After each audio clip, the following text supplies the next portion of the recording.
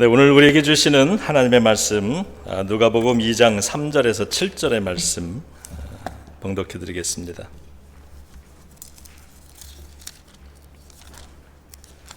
누가복음 2장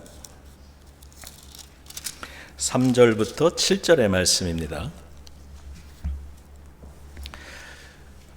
모든 사람이 호적하러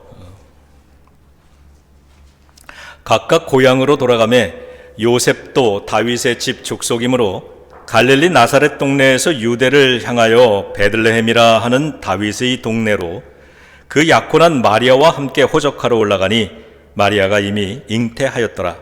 거기 있을 그때에 해산할 날이 차서 첫 아들을 낳아 강보로 싸서 구유에 누였으니 이는 여관에 있을 곳이 없음이러라. 아멘. 하나님의 말씀입니다. 다시 한번 인사하겠습니다. 메리 크리스마스. 네, 우리 아기 예수님께서 우리를 구원하기 위해 이 세상에 오셨습니다. 설교를 시작하기 전에 오늘 아침에 교회로 운전을 하고 오면서 차 안에서 이런저런 생각을 하잖아요. 한 가지 묵상을 했습니다. 인생에 또 특별히 지난 한 주간 좋은 일이 있어서 주일 예배로 향하는 내 마음이 기쁜 것이 아니구나, 이런 생각을 했습니다.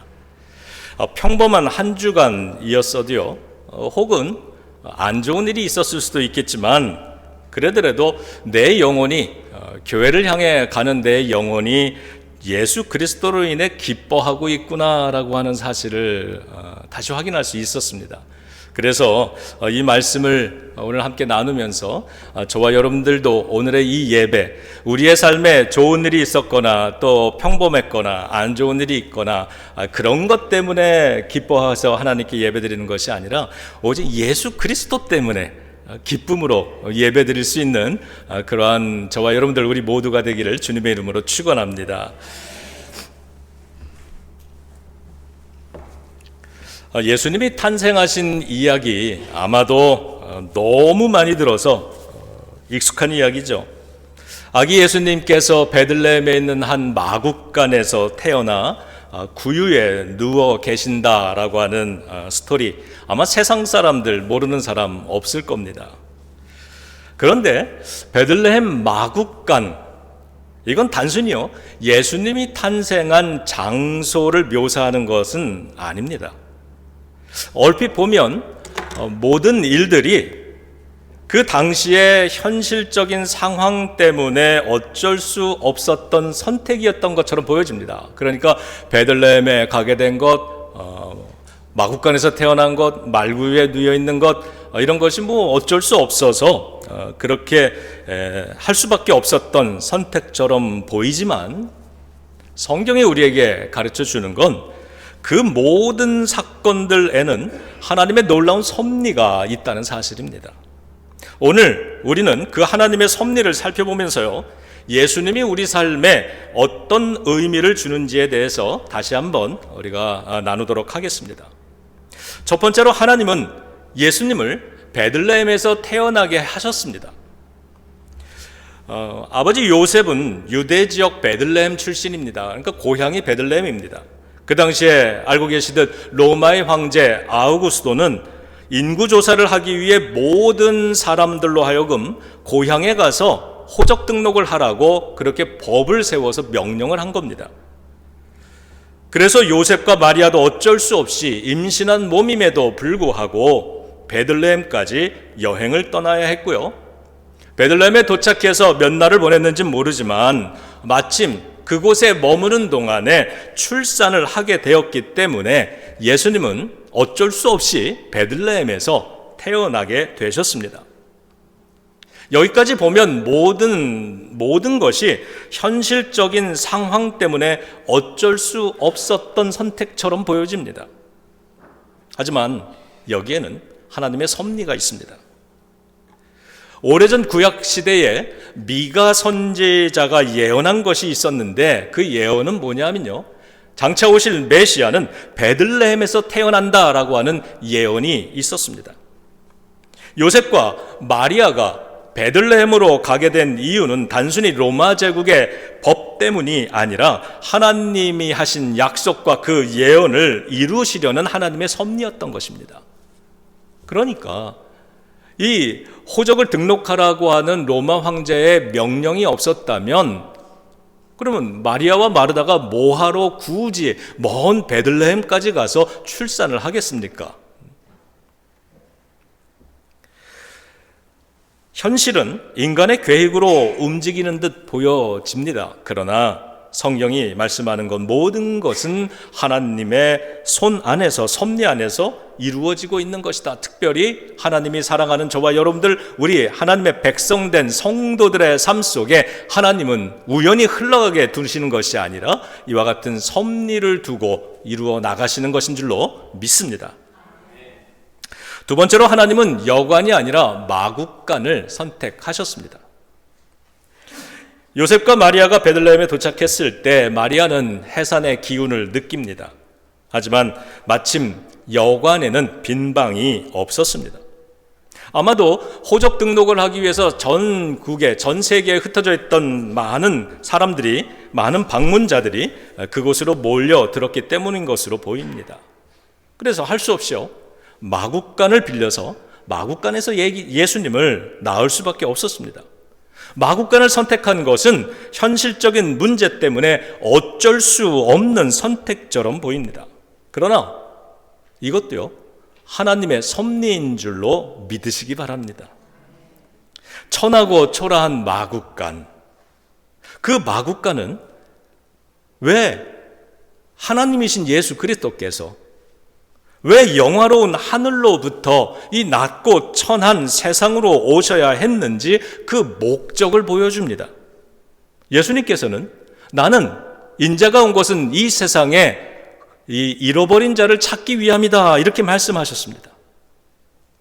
죄인들을 하나님께로 인도하시기 위해서 예수님은 낮고 천한 우리의 삶을 찾아오셨다는 겁니다.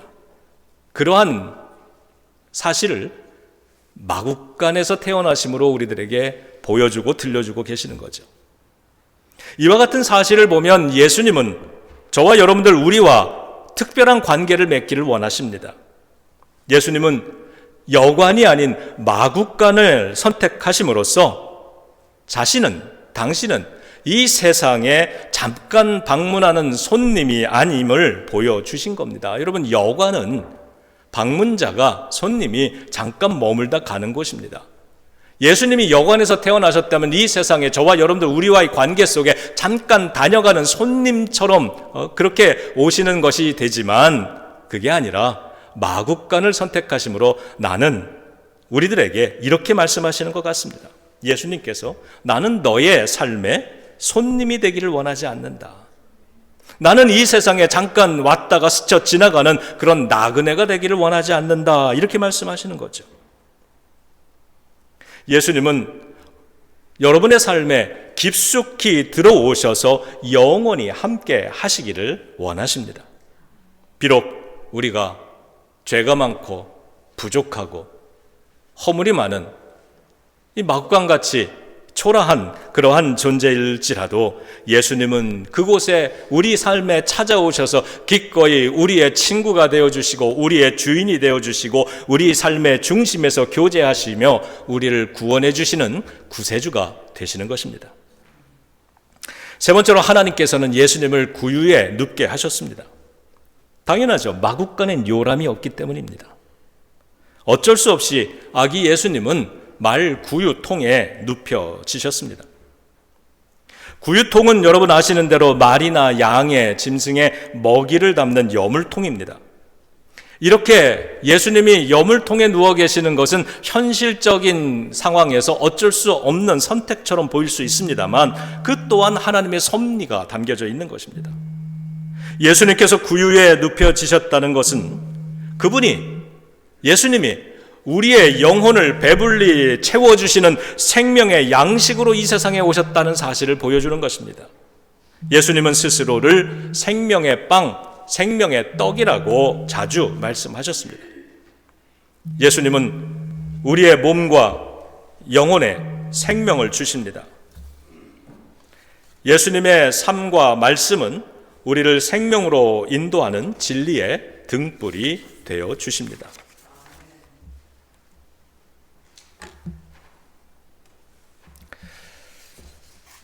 오늘 말씀의 결론입니다.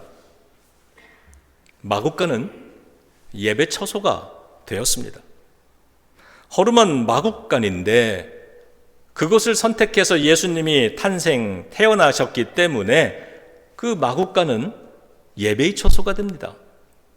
들에서 양을 치고 있던 목자들도 찾아와 아기 예수님께 예배를 드렸고요. 저 먼 곳으로부터 동방 박사들이 찾아와서 예수님께 경배를 드렸습니다. 마국간이 자기를 사용하시고자 자신을 찾아오신 예수님을 품는 순간 더 이상 허름하고 천한 장소가 아니었던 것입니다. 이와 마찬가지로 우리도 이 세상에 찾아오신 예수님을 영접하면 더 이상 우리는 낮고 천한 죄인이 아니라 잃어버린 자가 아니라 우리는 구원받은 예배자가 되는 것입니다. 오늘 예수님은 생일잔치를 여시고 초대하십니다. 마국간으로 초대하십니다. 낮고 겸손한 그곳에서 예수님을 만날 준비가 되어 있는지 우리 자신을 되돌아 봐야만 합니다.